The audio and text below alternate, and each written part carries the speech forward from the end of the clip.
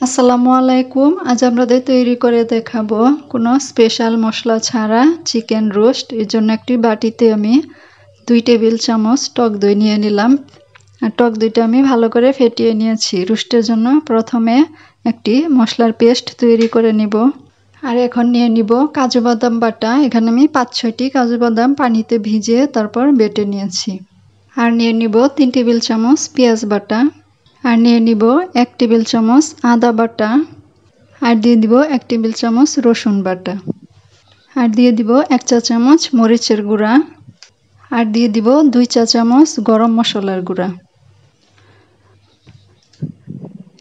আর বাজারের কেনা গরম মশলার গুঁড়াই দেখবেন জয়ফল জয়ত্রী থাকে, গোলমরিচের গুঁড়া থাকে, এজন্য আলাদা করে আর দিতে হবে না। আর দিয়ে দিব 1 টেবিল চামচ টমেটো সস। তো এখন ভালো করে মিশিয়ে নিলে সুন্দর একটা পেস্ট তৈরি হয়ে যাবে। আলাদা করে জিরার গুঁড়া দিলাম না, কারণ গরম মশলার গুঁড়ায় জিরা দেয়া থাকে।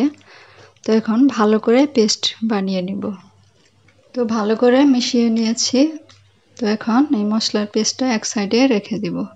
আর রোস্ট তৈরির জন্য এখানে আমি 6 পিস চিকেন নিয়েছি।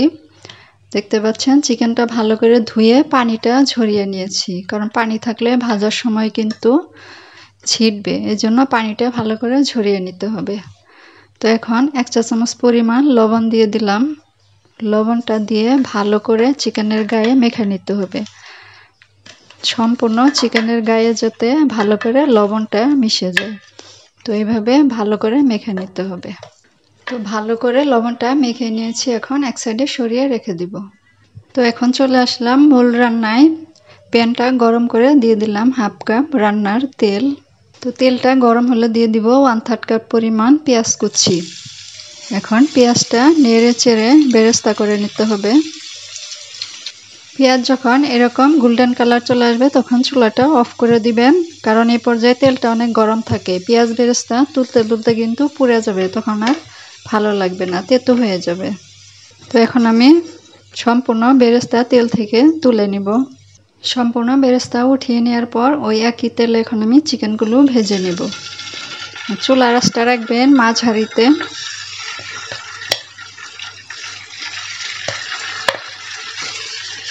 তো চিকেনগুলো আমি ভেজে নিয়েছি, এখন তেল থেকে উঠিয়ে নিব। তো এইভাবে করে সবগুলো চিকেন আমি ভেজে নিব। তো চিকেনটা উঠিয়ে নেওয়ার পর এখন ওই একই তেলে আমি 3টা এলাচ দিয়ে দিলাম, 1টা তেজপাতা, 2 টুকরো দারচিনি। এখন মশলাটা একটু নেড়ে চেড়ে নিব। আর দিয়ে দিব 1/3 কাপ পরিমাণ পেঁয়াজ কুচি। এখন পেঁয়াজগুলো নরম হয়ে আসা পর্যন্ত একটু ভেজে নিব। পেঁয়াজ ভেজে নেওয়ার পর এখন প্রথমে যে মশলাটা রেডি করে রেখেছিলাম এখন সম্পূর্ণ দিয়ে দিলাম।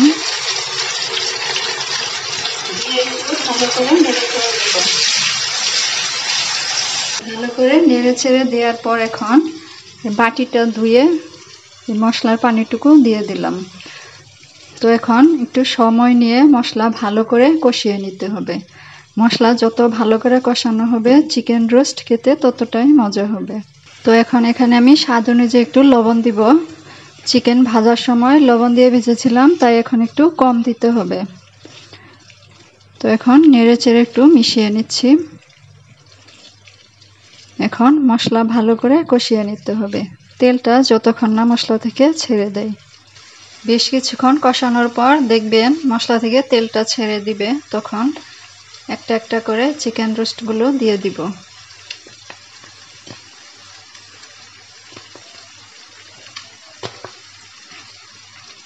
তো দেওয়ার পর এখন এই মশলার সাথে ভালো করে 2 থেকে 3 মিনিটের মতো একটু এভাবে কষিয়ে নিব। এভাবে নেড়ে চেড়ে মশলার সাথে ভালো করে নেড়ে কষিয়ে নিলে ভালো হবে, মাংসটাও তাড়াতাড়ি সিদ্ধ হবে। 3 মিনিট নেড়ে চেড়ে কষানোর পর এখন ঢেকে দিচ্ছি আমি। এখন চুলার আঁচটা মিডিয়াম লোতে রেখে আরও 2 থেকে 3 মিনিট রান্না করে নেব। 2-3 মিনিট কষানোর পর ঢাকনাটা খুলে নিচ্ছি। আমি অফ ক্যামেরায় আরো একবার নেড়ে দিয়েছিলাম।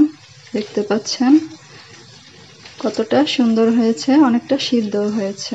তো এখন এখানে আমি 1 কাপ আগে থেকে জাল করে রাখা দুধ দিয়ে দিলাম। দুধ দেওয়ার পর ভালো করে একটু নেড়েচেড়ে মিশিয়ে নিব। তো ভালো করে একটু নেড়েচেড়ে নিয়েছি। এখন এখানে আমি দিয়ে দিব 1 চা চামচ পরিমাণ চিনি। চিনিটা দিলে টেস্ট ভালো আসবে। টক দই দিয়েছিলাম, এই টক দইয়ের ভাবটা চলে যাবে। আর দিব 4-5টি কাঁচামরিচ। কাঁচামরিচটা এইভাবে একটু ছিঁড়ে দিবেন, তাহলে সুন্দর ঘ্রাণ আসবে আর একটু ঝালটাও বের হবে। আর দিয়ে দিলাম পেঁয়াজ বেরেস্তা। তো এখন আবারও নেড়েচেড়ে ভালো করে একটু এভাবে উল্টিয়ে পাল্টিয়ে মিশিয়ে দিতে হবে, যাতে বেরেস্তা চিনি সব চিকেন রোস্টের গায়ে ভালোভাবে ঢোকে জাল করার সময়। তো এখন চুলার আঁচটা মাঝারিতে রেখে আমি 5 থেকে 6 মিনিট রান্না করে নেব। আমি দুধটা দেওয়ার পর 3-4 মিনিট মাঝারি আছে জাল করে, তারপর চুলার আঁচটা মিডিয়াম লোতে রেখে আরো 3-4 মিনিট জাল করে নিয়েছি। দেখতে পাচ্ছেন তেলটা ছেড়ে দিয়েছে। আর রোস্টটা এরকমই নামাতে হবে, কারণ একটু ঠান্ডা হয়ে যাওয়ার পর আরেকটু টেনে যাবে। অনেকে আরেকটু শুকাতে চাইলে আরেকটু শুকিয়ে নিতে পারেন।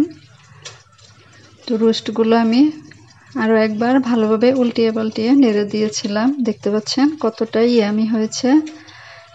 কোনো প্রকার রোস্টের মশলা ছাড়া বাহিরের কেনা গরম মশলা দিয়ে আমি রোস্টটা রান্না করেছি।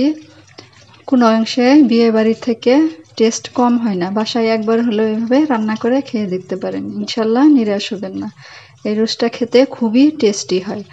আর যদি বিয়ে বাড়ির ফ্লেভার চান, তাহলে এখানে আপনারা একটু কেওড়া জল দিতে পারেন। কেওড়া জল দিলে সেই বিয়ে বাড়ির ঘ্রাণটা পাবেন। যারা নতুন রাঁধুনি তারা এই মেজারমেন্টে এভাবে রোস্ট রান্না করে দেখবেন, ইনশাল্লাহ নিরাশ হবেন না। একদম সহজ একটি রেসিপি।